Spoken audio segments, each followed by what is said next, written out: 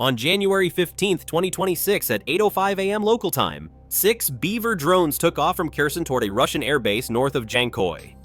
This base housed several rare B-12 aircraft considered the crown jewels of the Russian Air Force, expensive symbols of an army that in its arrogance deemed itself invincible. But the Russians, those invaders who have been soaking Ukrainian soil in blood for years, had no idea what inferno was coming their way. A Russian Tor M2 battery system just 12 kilometers away detected the drones immediately. The radar operator stared at his screen where 6 contacts appeared like ghosts out of nowhere.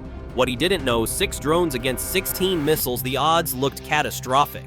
But the Ukrainians, those clever fighters for freedom and revenge, didn't play by the Russian rules. They played a completely different game, one that would drive the aggressors to madness. Imagine, dear listeners, the Ukrainians suffering under the brutal Russian occupation have transformed years of oppression into pure tactics. They know the Russians brag about their billions in weapons, but their systems are outdated, flawed, and riddled with corruption. The first 2 Beaver drones ascended near the Dnipro, their electric motors pulling maximum power, an electromagnetic screech that lit up every radar within a 20-kilometer radius. This was intentional. These 2 drones were the distraction, like a magician waving one hand dramatically while the other performs the real trick. They sacrificed themselves to distract the Russian murderers who have the blood of thousands of innocent civilians on their conscience. And you know what that means? The Russians fell for it like naive fools in a trap they built themselves. 30 seconds later, another pair launched near Borislav. They stayed low, their thermal cameras turning the dark world into a grayscale painting of heat and cold. The final pair waited, motors warm but silent, counting down a timer set weeks prior by a mission planner, a genius who understood that air defense systems, just like Russian soldiers, can only focus on so many problems at once. The Russians, those cowards who bomb cities and kill children, were overwhelmed. The Tor commander faced an impossible choice: 16 missiles, 6 targets. Russian doctrine, that rigid bureaucratic monstrosity, required 2 missiles per target for a 90% kill probability. This meant he should be able to shoot them all down without a problem. But the Ukrainians had other plans that would expose Russian incompetence. The radar showed the drones spreading out, each pair taking a different vector. The northern pair rose to 500 meters aggressive, obvious, practically screaming, "Shoot me!" in electromagnetic language. The middle pair stayed at 100 meters, drilling straight south as if they didn't care about the TOR at all. The southern pair even turned southwest, away from Crimea, away from any logical target. It made no tactical sense unless you understood Ukrainian brilliance. The launcher swiveled northward and elevated. 2 9M338 missiles exploded from their tubes. Inside each missile, a computer smaller than a smartphone calculated intercept angles, measured closure rates, and predicted where 2 drones at 150 kilometers per hour would be in 28 seconds. For the first 8 seconds, the missiles flew blind, following commands from the ground. Up higher, aligned slightly left. Then their seekers activated. X-band radar flooded the sky, searching for prey. The northern Beavers had waited for exactly this moment. As soon as their radar warning receivers detected the switch from search to track mode that jumped from 300 to 1,800 pulses per second, they dove. Not a gentle descent, but a sudden plunge to the earth, sacrificing altitude for survival. The missiles tried to follow, but they were programmed for higher altitude intercepts. Suddenly diving at 60 degrees, their control surfaces shrieked in the airflow, pulling 30 Gs to make a turn they were never designed for. At 20 meters high, low enough to touch road signs if there had been any, the Beavers leveled out. Above, 2 very expensive missiles were having an existential crisis. Their seekers, designed to pick out aircraft against an empty sky, were now staring at ground clutter. Every fence post, every metal roof, every puddle reflected radar energy. The Doppler filters tried to separate moving objects from static ones, but at Mach 2.5, the missiles were moving too fast to process the return signals. It was like trying to read a book while sprinting through a library. 12 seconds after activation, both missiles gave up. Their computers, deciding no valid target existed, triggered self-destruction. With their failure, the Tor crew shifted their attention to the southern pair. There was just one problem: the southern pair had vanished. Not literally, drones don't just disappear, but to the Tor radar, they might as well have teleported. The southern pair had done something boringly brilliant: they had found a gap. The Tor radar sat on a slight elevation, giving excellent coverage to the north, south, and east. But to the southwest, a gentle valley created a radar shadow starting 3 kilometers from the battery. This works because every radar has blind spots. places where terrain, the curvature of the Earth, or simply the physics of electromagnetic waves create shadows. The drone operators who had spent weeks studying satellite photos and elevation maps had found this gap. It was only 400 meters wide at ground level, narrowing as it rose. Above 50 meters, the tour could see everything. Below 30 meters, trees and buildings created their own problems. But between 30 and 50 meters, for exactly 400 meters of lateral space, that is horizontal distance from right to left, the tour was blind. The southern pair threaded this needle at 35 meters altitude. Their operators flew by GPS coordinates memorized like a prayer. One miscalculation, a gust of wind pushing them 200 meters left or right, and they would pop up on the TOR screen like neon signs. But Ukrainian drone operators have been threading needles for 3 years. This was just another day at the office if your office consists of flying explosives through invisible gaps in air defense networks. Meanwhile, the middle pair had its own problems. With the commander focused on the vanished southern pair, the assistant operator took the initiative. 2 more missiles left the tubes. These were programmed for low-altitude intercepts from the start. No climbing to high altitude. Instead, these weapons went straight for the throat, accelerating horizontally like cruise missiles. The middle pair of Beavers detected the launch and did something that wasn't in any manual, Russian or Ukrainian. They turned directly toward the tour. Maximum thrust diving to gain speed, they aimed themselves at the launcher like guided missiles of their own. This wasn't courage, it was mathematics. The Tor M2, for all its sophistication, was designed in the 2000s to fight 1990s threats, cruise missiles, attack helicopters, fighter bombers. No one in the Russian Design Bureau had imagined defending against 6 consumer drones. They certainly hadn't imagined those drones flying directly at the launcher. Every air defense system has a minimum engagement range, the closest distance at which it can successfully engage a target. For the TOR, that was 1 kilometer, closer, and the missiles couldn't arm their warheads in time. Safety protocols designed to prevent the missile from detonating too close to the launcher wouldn't allow it. It was like a boxer with long arms fighting someone who insists on hugging.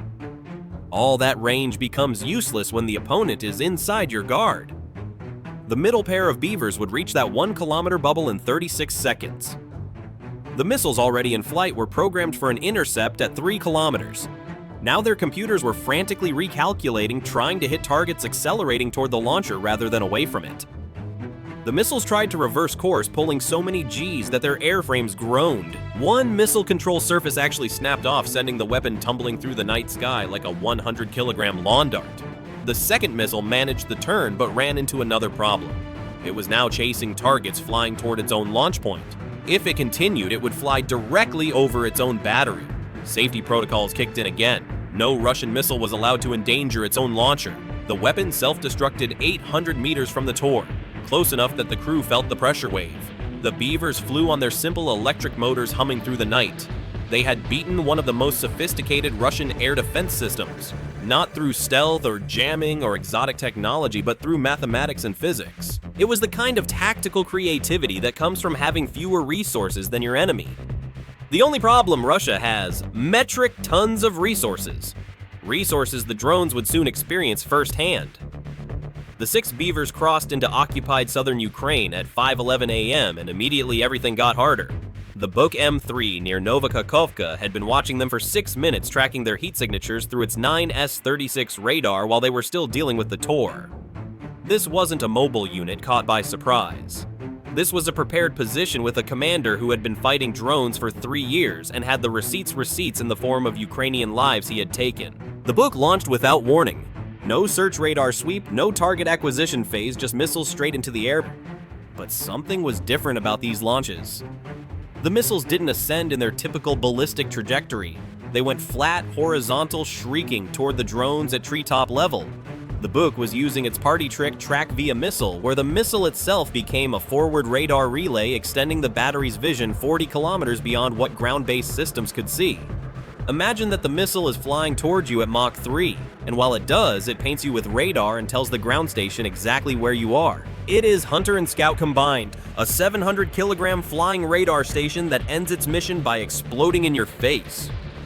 The Ukrainian operators watching through their video feeds had exactly 18 seconds to find a solution, or their drones would become very small pieces of very expensive carbon fiber.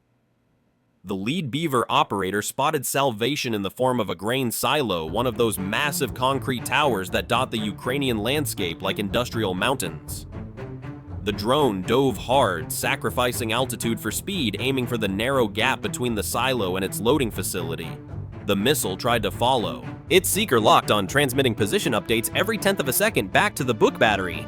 But missiles designed to destroy fighter jets weren't built for urban obstacle courses. The missile exploded into the terrain below, sending a plume of smoke into the air. Through the smoke, 5 beavers emerged. One had been caught by debris. A piece of steel as big as a refrigerator had grazed its wing, sending it cartwheeling into a field where it exploded in a disappointingly small fireball. But the drones wouldn't grant the Russians even that small victory.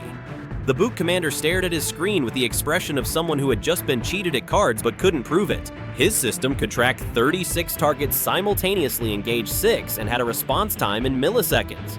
But the Beavers weren't playing by the rules he had learned in air defense school. Here's where it gets exciting. The 3 drones crossed paths not just close to each other, but actually crossing. Their radar returns merged into one blob before separating again. The Buk computer trying to maintain individual tracks had to constantly recalculate. Is drone A now on the left or the right? Did B go high or low? The processing lag was only 1.2 seconds per recalculation. But when tracking 5 targets swapping positions, that meant 3.6 seconds of confusion every 7 seconds. It was like following the shell game where the shells move themselves. That was when they broke out something that should have worked. The Buk M3's electro-optical backup system was excellent in daylight. At 5:20 a.m. in the pre-dawn darkness, it could barely distinguish the drones from the morning mist. The thermal imaging mode could pick up the Beaver heat signatures, but only at an 8-kilometer range. By the time the drones appeared as faint white dots against the cold ground, they were already inside the minimum engagement circle. The Buk went into mission silence as they flew past. Not broken, not jammed, just acknowledging defeat with professional dignity. The commander radioed his report: 5 UAVs continuing south, unable to engage due to technical limitations. Technical limitations, military speak for they outsmarted us. But Russia planned for that. At 5:35 a.m., the drones entered the world of the S-400, and the S-400 didn't play games. This system was designed to knock ballistic missiles out of space to reach out 400 kilometers and erase anything that flies. Its 92 N6E gravestone radar could track a golf ball at 200 kilometers, and its 48 N6DM missiles could pull 20 Gs while traveling at Mach 14. Fighting drones with an S-400 was like hunting mosquitoes with a sniper rifle, overkill, but lethal if it hit. The S-400 at Jankoi, however, had a problem. A ridiculous, embarrassing classified problem that some programmer had created in 2007 and no one had fixed. The system's velocity gate filters the software that separates real targets from birds, and weather was hard-coded to ignore anything under 100 kilometers per hour.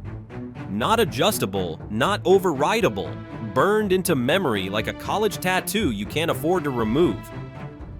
3 drones slowed down to exactly 95 kilometers per hour. To the billion-dollar brain of the S-400, they ceased to exist. They became birds, anomaly sensor ghosts, not worth processing. The radar operator stared at contacts flickering on his screen like a broken TV channel.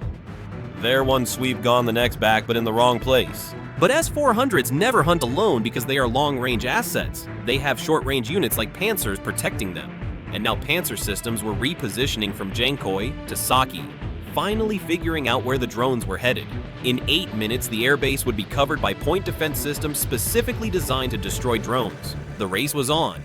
Then Russian military aviation itself intervened. A military flight from Moscow to Jankoi began its descent at exactly 5:41 a.m. A completely routine troop transport carrying 180 troops on exactly the vector the Beavers needed to take toward Saki. The S-400 could not engage within 5 kilometers of a civilian or military transponder. Another hard-coded safety that prevented the kind of incidents that end careers and start wars. The 3 Beavers tucked themselves behind the airplane's approach path like ducklings following their mother.